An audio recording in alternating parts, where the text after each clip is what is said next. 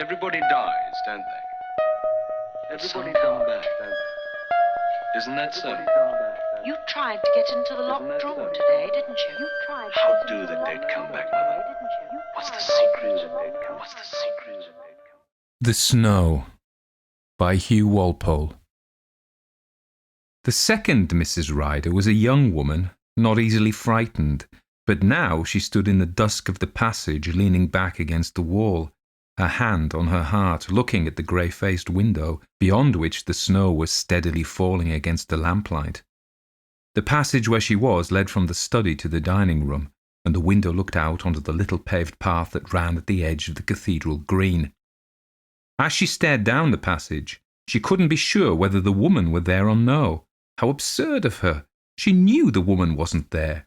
But if the woman wasn't, how was it she could discern so clearly the old-fashioned grey cloak, the untidy grey hair, and the sharp outline of the pale cheek and pointed chin? Yes, and more than that, the long sweep of the grey dress falling in folds to the ground, the flash of a gold ring on the white hand. No, no, no, this was madness. There was no one and nothing there. Hallucination. Very faintly a voice seemed to come to her. I warned you. This is for the last time. The nonsense! How far now was her imagination to carry her? Tiny sounds about the house, the running of a tap somewhere, a faint voice from the kitchen, these and something more had translated themselves into an imagined voice. The last time. But her terror was real. She was not normally frightened by anything. She was young and healthy and bold, fond of sport, hunting, shooting, taking any risk. Now she was truly stiffened with terror. She couldn't move, couldn't advance down the passage as she wanted to, and find light, warmth, safety in the dining room. All the time the snow fell steadily, stealthily, with its own secret purpose, maliciously, beyond the window, in the pale glow of the lamplight. Then, unexpectedly, there was a noise from the hall, opening of doors, a rush of feet, a pause, and then, in clear, beautiful voices, the well-known strains of Good King Wenceslas. It was the cathedral choir boys on their regular Christmas round. This was Christmas Eve. They always came just at this hour on Christmas Eve. With an intense, almost incredible relief, she turned back into the hall. At the same moment her husband came out of the study. They stood together smiling at a little group of muffled, becoated boys who were singing heart and soul in the job so that the old house simply rang with their melody. Reassured by the warmth and human company, she lost her terror. It had been her imagination.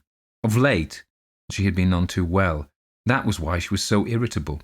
Old Dr. Bernard was no good. He didn't understand her case at all. After Christmas, she would go to London and have the very best advice. Had she been well, she could not, half an hour ago, have shown such miserable temper over nothing. She knew that it was over nothing, and yet that knowledge didn't make it any easier for her to restrain herself. After every bout of temper, she told herself that there should never be another, and then Herbert said something irritating, one of his silly muddle-headed stupidities, and she was off again. She could see now, as she stood beside him at the bottom of the staircase, that he was still feeling it. She had certainly half an hour ago said some abominably rude, personal things that she had not at all meant, and he had taken them in his meek, quiet way. Were he not so meek and quiet, did he only pay her back in her own coin, she would never lose her temper. Of that she was sure. But who wouldn't be irritated by that meekness and by the only reproachful thing that he ever said to her? Eleanor understood me better, my dear. To throw the first wife up against the second, wasn't that the most tactless thing that a man could possibly do? And Eleanor, that worn, elderly woman, the very opposite of her own gay, bright, amusing self. That was why Herbert had loved her, because she was gay and bright and young. It was true that Eleanor had been devoted, that she had been so utterly wrapped up in Herbert that she lived only for him. People were always recalling her devotion, which was sufficiently rude and tactless of them. Well, she couldn't give anyone that kind of old-fashioned sugary devotion. It wasn't in her, and Herbert knew it by this time. Nevertheless, she loved Herbert in her own way, as he must know it so well that he ought to pay no attention to the bursts of temper. She wasn't well. She would see a doctor in London. The little boys finished their carols, were properly rewarded, and tumbled like feathery birds out into the snow again. They went into the study, the two of them, and stood beside the big open log fire.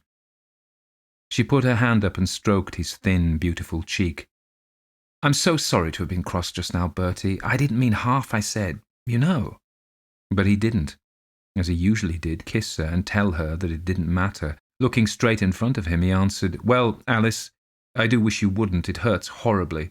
It upsets me more than you think, and it's growing on you. You make me miserable. I don't know what to do about it, and it's all about nothing." Irritated at not receiving the usual commendation for her sweetness in making it up again, she withdrew a little and answered, "Oh, all right. I've said I'm sorry. I can't do any more." "But tell me," he insisted. "I want to know. What makes you so angry, so suddenly, and about nothing at all?" She was about to let her anger rise, her anger at his obtuseness, obstinacy, when some fear checked her, some strange, unanalyzed fear, as though someone had whispered to her, "Look out. This is the last time." "It's not altogether my own fault," she answered, and left the room. She stood in the cold hall, wondering where to go. She could feel the snow falling outside the house and shivered. She hated the snow, she hated the winter, this beastly, cold, dark English winter that went on, only at last to change into a damp, soggy English spring. In Polchester it was unusual to have so heavy a snowfall. This was the hardest winter that they had known for many years. When she urged Herbert to winter abroad, which he could quite easily do, he answered her impatiently. He had the strongest affection for this poky, dead-and-alive cathedral town. The cathedral seemed to be precious to him. He wasn't happy if he didn't go and see it every day. She wouldn't wonder if he didn't think more of the cathedral than he did of herself. Eleanor had been the same. She had even written a little book about the cathedral, about the black bishop's tomb and the stained glass and the rest. What was the cathedral, after all? Only a building. She was standing in the drawing-room looking out over the dusky ghostly snow to the great hulk of the cathedral that Herbert said was like a flying ship, but to herself was more like a crouching beast, licking its lips over the miserable sinners that it was forever devouring. As she looked and shivered, feeling that in spite of herself her temper and misery were rising so that they threatened to choke her, it seemed to her that her bright and cheerful fire-lit drawing-room was suddenly open to the snow. It was exactly as though cracks had appeared everywhere, in the ceiling, the walls, the windows, and that through these cracks the snow was filtering, dribbling in little tracks of wet down the walls, already perhaps making pools of water on the carpet. This was, of course, imagination, but it was a fact that the room was most dreadfully cold, although a great fire was burning, and it was the cosiest room in the house. Then, turning, she saw the figure standing by the door. This time, there could be no mistake. It was a grey shadow, and yet a shadow with form and outline. The untidy grey hair, the pale face like a moonlit leaf, the long grey clothes, and something obstinate, vindictive, terribly menacing in its pose. She moved, and the figure was gone. There was nothing there, and the room was warm again, quite hot in fact. But young Mrs. Ryder, who had never feared anything in all her life save the vanishing of her youth, was trembling, so that she had to sit down, and even then her trembling did not cease. Her hand shook on the arm of the chair. She had created this thing out of her imagination of Eleanor's hatred of her and her own hatred of Eleanor. It was true that they had never met, but who knew but that spiritualists were right, and Eleanor's spirit, jealous of Herbert's love for her, had been there, driving them apart, forcing her to lose her temper and then hating her for losing it. Such things might be, but she hadn't much time for speculation. She was preoccupied with her fear. It was a definite, positive fear, the kind of fear that one has just before one goes under an operation. Someone or something was threatening her. She clung to her chair as though to leave it were to plunge into disaster. She looked around her everywhere. All the familiar things, the pictures, the books, the little tables, the piano, were different now, isolated, strange, hostile, as though they had been won over by some enemy power.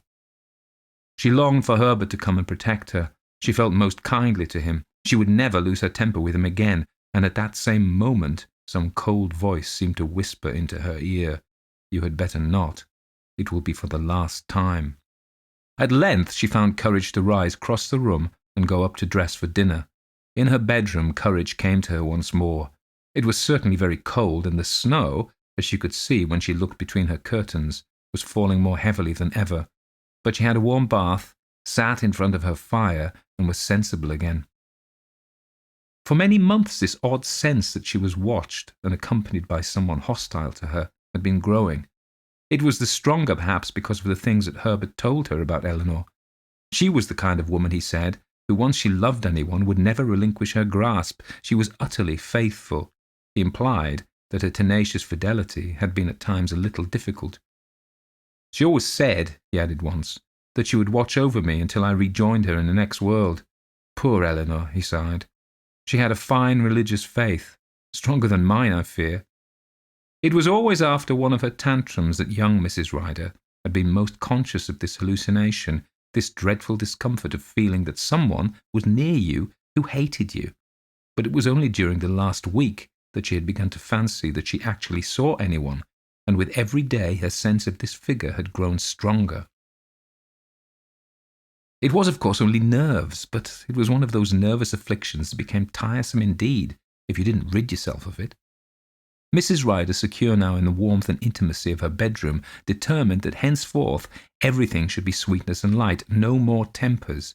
These were the things that did her harm. Even though Herbert were a little trying, wasn't that the case with every husband in the world?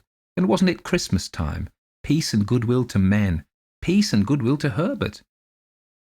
They sat down opposite to one another in a pretty little dining room hung with Chinese woodcuts, the table gleaming and the amber curtains richly dark in the firelight.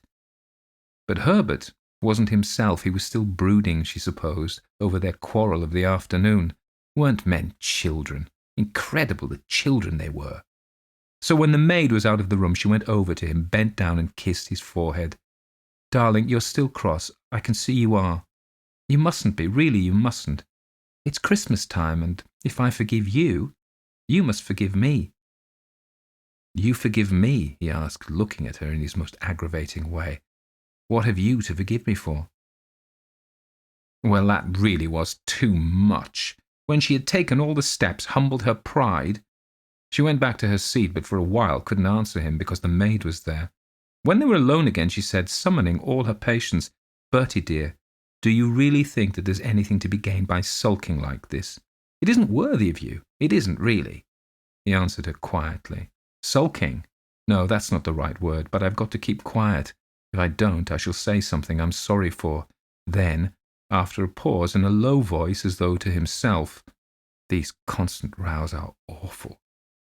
Her temper was rising again, another self that had nothing to do with her real self, a stranger to her, and yet a very old familiar friend. "Don't be so self-righteous," she answered, her voice trembling a little. "These quarrels are entirely my own fault, aren't they?" "Eleanor and I never quarrelled," he said, so softly that she scarcely heard him. "No, because Eleanor thought you perfect. She adored you. You've often told me. I don't think you perfect. I'm not perfect either. But we've both got faults. I'm not the only one to blame." "We'd better separate," he said, suddenly looking up. "We don't get on now. We used to. I don't know what's changed everything, but, as things are, we'd better separate." She looked at him and knew that she loved him more than ever, but because she loved him so much, she wanted to hurt him, and because he had said that he thought he could get on without her, she was so angry that she forgot all caution. Her love and her anger helped one another. The more angry she became, the more she loved him. "I know why you want to separate," she said. "It's because you're in love with someone else." "How funny," something inside her said. "You don't mean a word of this. You've treated me as you have, and then you leave me." "I'm not in love with anyone else," he answered her steadily, "and you know it. But we're so unhappy together that it's silly to go on, silly. The whole thing has failed." There was so much unhappiness, so much bitterness in his voice, that she realized that at last she had truly gone too far. She had lost him. She had not meant this. She was frightened, and her fear made her so angry that she went across to him. "Very well, then, I'll tell everyone what you've been, how you've treated me." "Not another scene," he answered wearily. "I can't stand any more. Let's wait. Tomorrow is Christmas Day." He was so unhappy that her anger with herself maddened her. She couldn't bear this sad, hopeless disappointment with herself, their life together, everything. In a fury of blind temper, she struck him. It was as though she was striking herself. He got up and without a word left the room. There was a pause, and then she heard the hall door close. He had left the house. She stood there, slowly coming under her control again. When she lost her temper, it was as though she sank under water. When it was all over, she came once more to the surface of life, wondering where she'd been and what she'd been doing. Now she stood there bewildered, and then at once she was aware of two things. One, that the room was bitterly cold, and the other, that someone was in the room with her. This time she didn't need to look around. She did not turn at all, but only stared straight at the curtained windows, seeing them very carefully, as though she was summing them up for some future analysis, with their thick amber folds, goldenrod, white lines, and beyond them the snow was falling.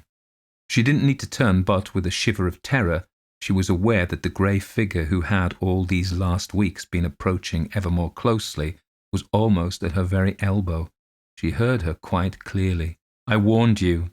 That was the last time." At the same moment Onslow the butler came in. Onslow was broad, fat and rubicund, a good faithful butler with a passion for church music. He was a bachelor and, it was said, disappointed of women. He had an old mother in Liverpool to whom he was greatly attached. In a flash of consciousness she thought of all these things when he came in. She expected him also to see the grey figure at her side, but he was undisturbed. His ceremonial complacency clothed him securely. "Mr. Fairfax has gone out," she said firmly. Oh, surely he must see something, feel something. "Yes, madam." Then smiling rather grandly, "It's snowing hard. Never seen it harder here. Shall I build up the fire in the drawing-room, madam?" "No, thank you, but Mr. Fairfax's study." "Yes, madam, I only thought that as this room was so warm, you might find it chilly in the drawing-room." This room warm, when she was shivering from head to foot, but holding herself lest he should see. She longed to keep him there, to implore him to remain, but in a moment he was gone, softly closing the door behind him. Then a mad longing for flight seized her, and she couldn't move. She was rooted there to the floor, and even as wildly trying to cry, to scream, to shriek the house down, she found that only a little whisper would come. She felt the cold touch of a hand on hers. She didn't turn her head. Her whole personality, all her past life, her poor little courage, her miserable fortitude, were summoned to meet this sense of approaching death, which was as unmistakable as a certain smell or the familiar ringing of a gong. She had dreamt in nightmares of approaching death, and it had always been like this, a fearful constriction of the heart, a paralysis of the limbs, a choking sense of disaster like an anaesthetic. "You were warned," something said to her again. She knew that if she turned, she would see Eleanor's face, set, white, remorseless. The woman had always hated her, been vilely jealous of her, protecting her wretched Herbert. Certain vindictiveness seemed to release her. She found that she could move. Her limbs were free. She passed to the door, ran down the passage into the hall. Where could she be safe? She thought of the cathedral, where tonight there was a carol service. She opened the hall door, and just as she was meeting the thick, involving, muffling snow, she ran out. She started across the green towards the cathedral door. Her thin black slippers sank in the snow. Snow was everywhere, in her hair, her eyes, her nostrils, her mouth, on her bare neck, between her breasts. "Help, help, help!" she wanted to cry, but the snow choked her. Lights whirled about her. The cathedral rose like a huge black eagle and flew towards her. She fell forward, and even as she fell, a hand, far colder than the snow, caught her neck. She lay struggling in the snow, and as she struggled there, two hands of an icy, fleshless chill closed about her throat. Her last knowledge was of the hard outline of a ring pressing into her neck. Then she lay still, her face in the snow, and the flakes eagerly, savagely covered her.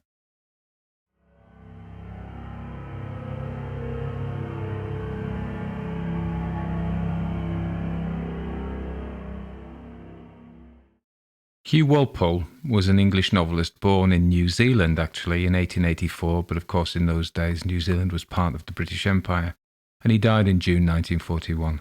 His father was a vicar, a clergyman, and Hugh was intended to be a clergyman too, but he preferred writing. he was very prolific and well received for a long time. And then the critics Somerset Maugham savaged his work, and he was ruined, really. He was also gay, and he ended up living with a policeman up in the Lake District near where I live. And I've got a little tradition. I drive down that side of the lake on a winter, and it's a fantastic view of the lake, the mountains behind, the mountains over the other side. Lovely place. I would love to live there, but I could never afford it. But that's where he lived. He settled in the area where I live now, and so when he talks about the cathedral, I say our local cathedral, Carlisle Cathedral, and I wonder if that's the one he has in mind, but he might not. It might be any. The snow, I enjoyed reading The Snow because we've done we've done one quite long Victorian story, which I enjoyed, but this is quite modern and portrays the main character, the protagonist, is quite a bitch, really. And that's what I thought about her. But then she says something about the ghost Eleanor haunting her, and perhaps Eleanor is the one who's making her lose her temper with Herbert. And then I thought, well, what if that's the truth? And it's not her fault that she's losing her temper. Because he himself, Herbert, says he doesn't know what's changed. Maybe it's Eleanor that's changed. So I think it's an interesting play. Who is the real bitch? Is it the devoted, deceased Eleanor, who was portrayed as the absolutely kind, adored him, thought he was perfect?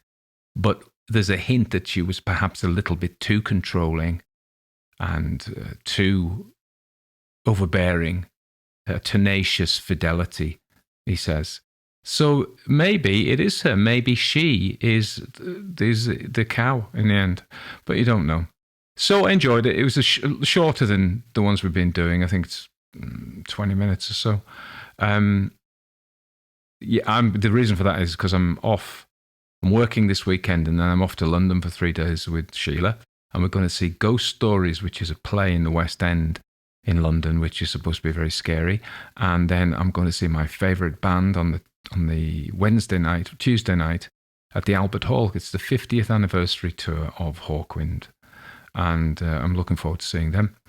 And then we're coming back, and then I'm working again right through. So I'm going to struggle to record and edit, but I wanted to get one in the can for you. So, okay, usual thing, have a look. Yeah, the music's by the Heartwood Institute. I adore it. I think it's wonderful.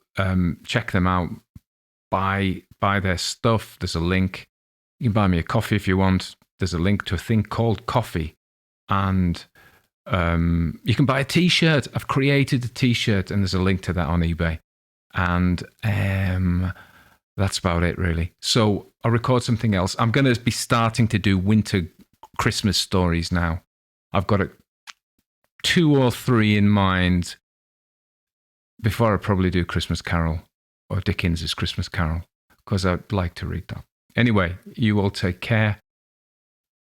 Lovely, another 5-star review for the podcast. That was great. So yeah, keep those coming. I can take any amount of 5-star reviews. You'll never wear me out with those. Anyway, enjoy, take care, and I look forward to reading for you soon.